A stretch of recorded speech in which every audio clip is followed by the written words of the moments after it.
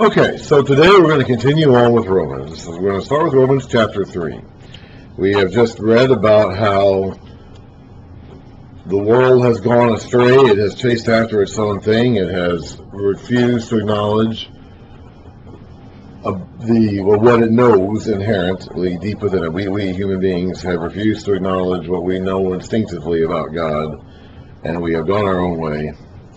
And everyone has done this. You can be all high and mighty and think of yourself as someone morally righteous, but be careful, because chances are you've committed the same sins you accuse others of. And even if you're a Jew and you have the law, you have the written word of God, this hasn't advantaged you either. I mean, it does have advantages, which he's going to go talk about here in chapter 3. But it has, if you haven't followed it, you're not any better off than the Gentiles are. And then he went on to talk about how you aren't really a person of God, a holy member of God's family, based on your physical descendancy. And we talked about where the Jews came from, like what that term actually means. Judahite, survivors of the nation of Judah that came to live in the land after the exile and the return. And they had been marked out as the chosen people of God on earth as a matter of national ethnicity and descendancy. But he's saying that's not the case. So now he knows, and here she comes again.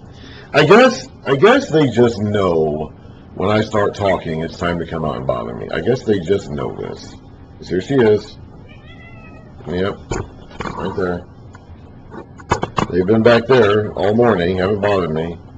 As soon as I start talking, there they come. And they just, you just know, don't you? Yeah. Anyway,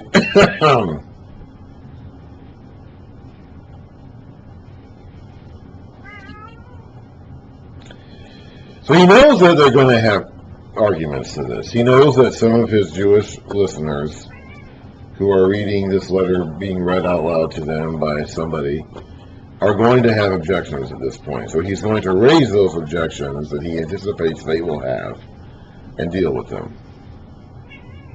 Some of this is going to be introduced now and not fully developed until later.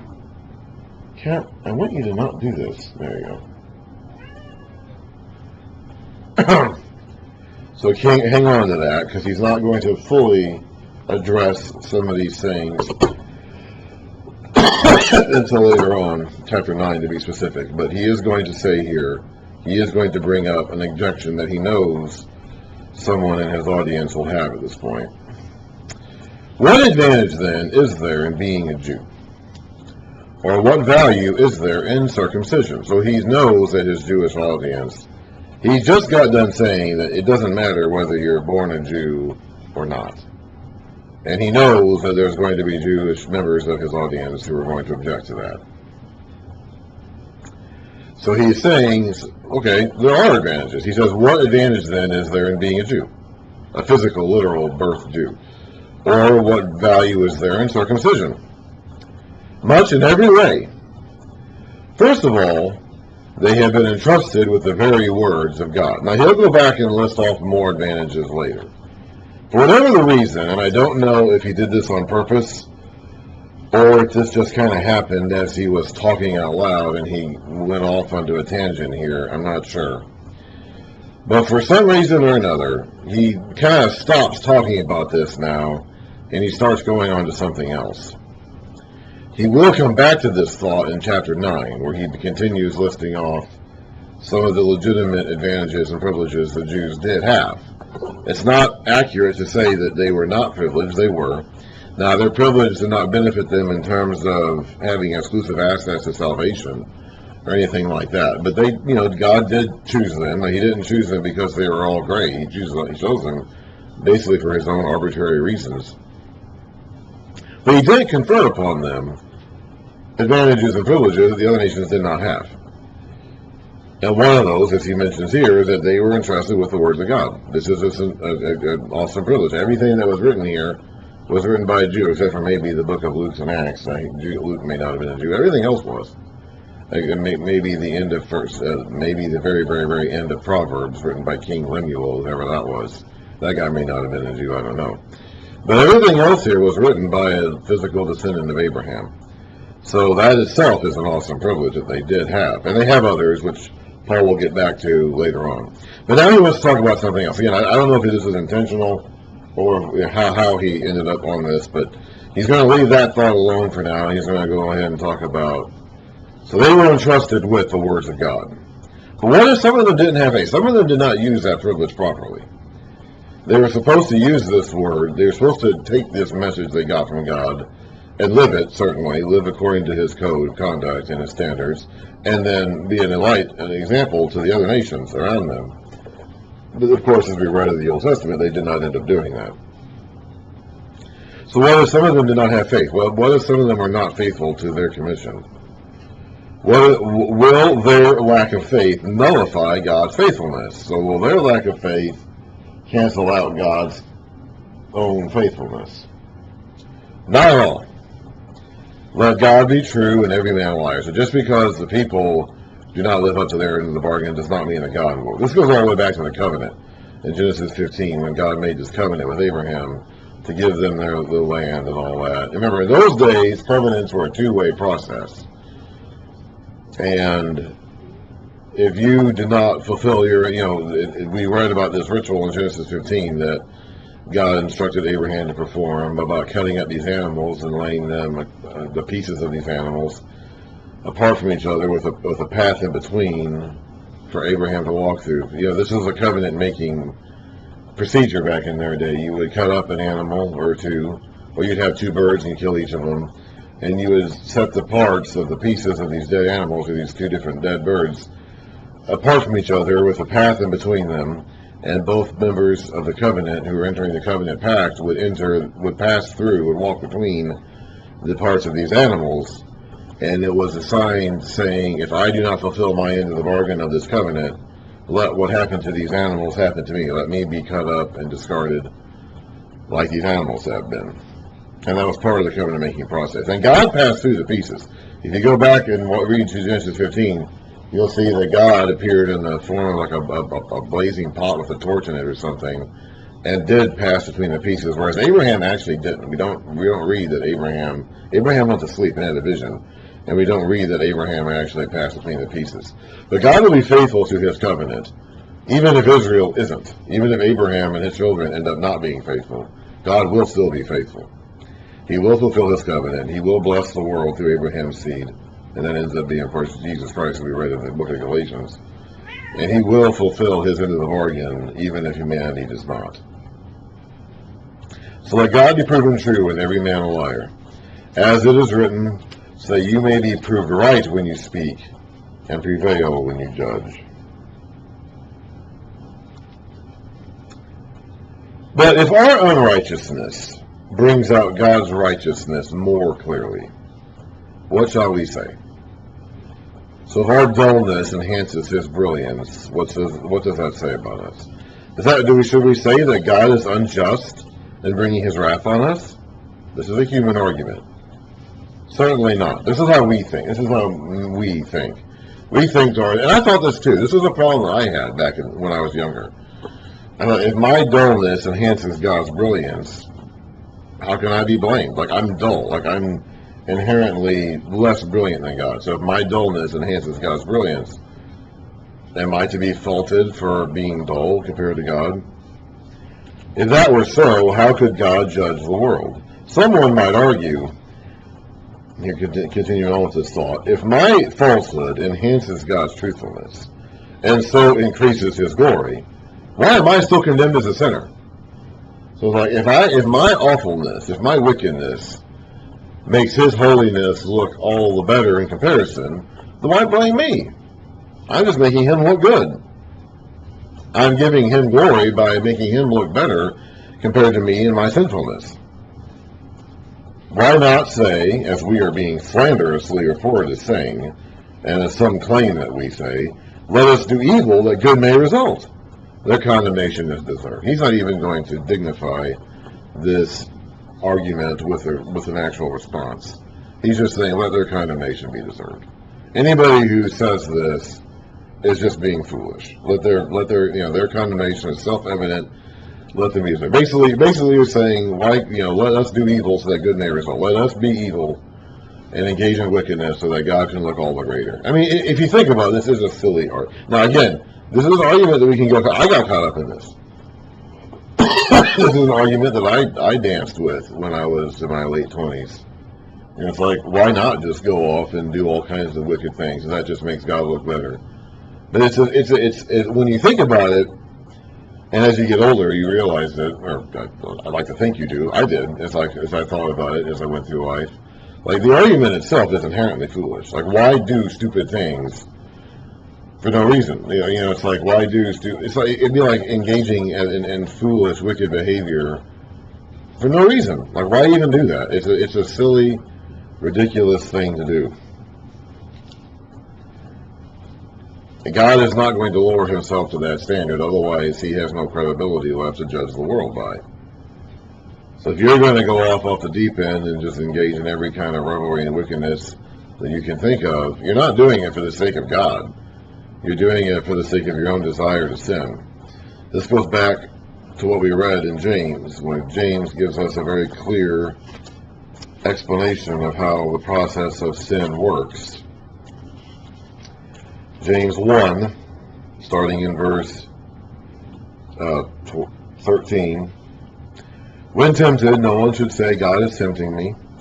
For God cannot be tempted by evil, nor does he tempt anyone. But each one is tempted when, by his own evil desire, he is dragged away and enticed. And then after desire has conceived, it gives birth to sin. And sin, when it is full grown, gives birth to death. So everyone has his own inner thought process that lures them away. We saw this all the way back in the garden, when the woman looked at the tree and decided it looked good and pleasing to eat. Now that thought was put in her head by the serpent. That is true. It didn't get there by itself. But the serpent did not force her to eat the fruit. The serpent did not grab her arm and make her reach out and get it and put it in her mouth and give it to Adam to eat too. Okay? The serpent didn't do that. The serpent did put the thought in her mind, but from that point onward, it was her own action. That desire was there, and it led to her sin, which led to their death. I'm not entirely certain what Adam's desire was, because we'll read in one of the upcoming letters to Timothy that Adam knew he was not deceived in the same way that Eve was. He knew that eating the fruit was wrong, but his desire, I'm assuming, although the text in Genesis doesn't actually say this, but knowing what I know about men, I'm assuming Adam's desire was to please his wife.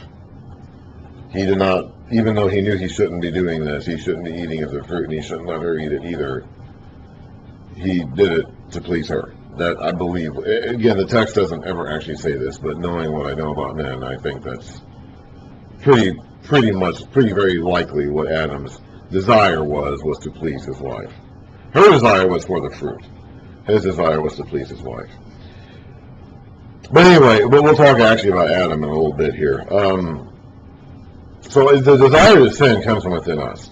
So when you go on saying, well, let's just be sinners, let's just be sinful to make God look, well, that's not honoring God. That's not doing anything to make God look good. It's just making you look like a fool and a sinner. I mean, that's just you engaging in your vices and giving into your desires and letting your desires control you, because that's what you want to do. What shall we conclude then? Are we any better? So are we really any better than they are? So for those who go off and just engage in every kind of vice and revelry just because they want to, are we really any better than them? Not at all. We have already made the charge that Jews and Gentiles alike are all under sin, as it is written. He's going to list off a bunch of passages here, one after another. I'm not going to read them off, and I'm not going to go look them up in their respective places and read them. I usually do, but there's a bunch of these. And I think the effect is kind of enhanced by just going through them like this. So I will point out here, as you can see down the footnotes, that there are a bunch of quotations as Paul goes through this poem he's got, as he has found these various quotations down there from these various, mainly Psalms, but Old Testament passages He's going to string together one after another here to make the case that the whole world ultimately is under sin. As it is written, there's no one righteous, not even one. There's no one who understands, no one who seeks God. All have turned away. They have together become worthless.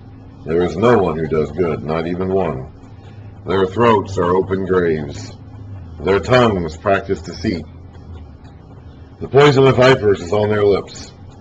Their mouths are full of cursing and bitterness. Their feet are swift to shed blood. Ruin and misery mark their ways, and the way of peace they do not know. There is no fear of God before their eyes. Now we know that whatever the law says, and these are actually mostly Psalms, but we're kind of including them all in the Old Testament law here. It says to those who are under the law, so that every mouth may be silenced, and the whole world be held accountable to God. Therefore, no one will be declared righteous in God's sight by observing the law. Rather, it is through the law that we become conscious of sin. Let's go back to what he said. First of all, it explains a little throwaway line he put in 1 Corinthians at the very end. At 1 Corinthians 15, after he gets done talking about the resurrection, and he says, death will be swallowed up in victory. Where, O death, is your victory? Where, O death, is your sting? 1 Corinthians 15:56, he says, the sting of death is sin, and the power of sin is the law. So he's explaining now what he means by that little throwaway comment that he doesn't explain in 1 Corinthians.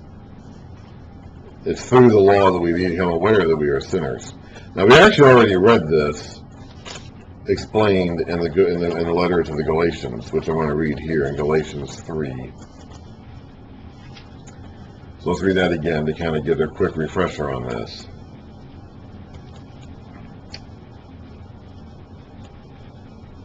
I'm going to go ahead and, we already read this in yesterday's videos. I'm going to go ahead and, or 2 days, whatever day it was. Yeah, last time I sat here and did this. I'm going to go ahead and read in Galatians 3, starting in verse 10, which I've already read some of this last time, because we've already read the book of Galatians itself a few months ago. That all who rely on observing the law are under a curse. For it is written, cursed is everyone who does not continue to do everything written in the book of the law. Clearly, no one is justified before God by the law, because the righteous will live by faith. That's the quote from Habakkuk that serves as the basis for both Galatians and Romans. The law is not based on faith. On the contrary, the man who does these things will live by them. Christ redeemed us from the curse of the law by becoming a curse for us.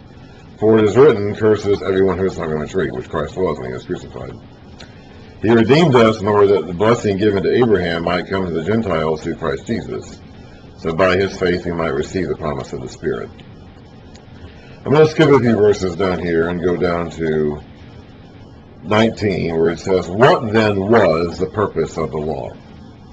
It was added because of transgressions until the seed to whom the promise referred had come, that be Jesus. The law was put into effect through angels by mediator. Is the law therefore opposed to promises of God? Absolutely not. For if a law had been given that could impart life, righteousness would certainly have come by law. So if it had been possible for God to give a law that could save us, that's how it would have been done. Jesus in the garden said, Father, if let this cup be taken from me, yet not by my way. If it's, how does he say that?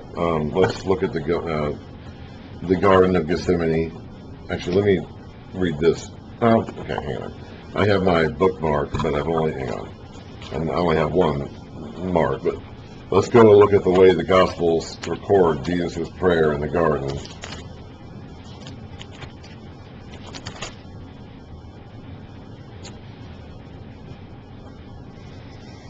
My Father, and this is according to Matthew, my Father, if it is possible, may this cup be taken from me.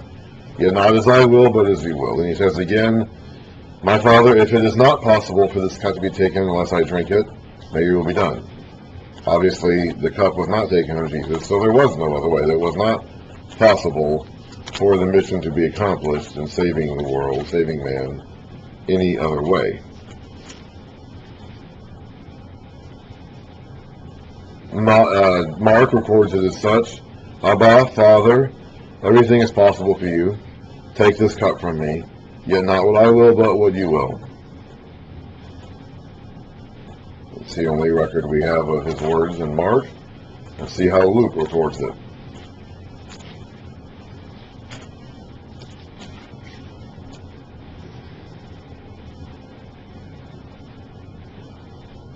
Luke says, Father, if you are willing, take this cup from me.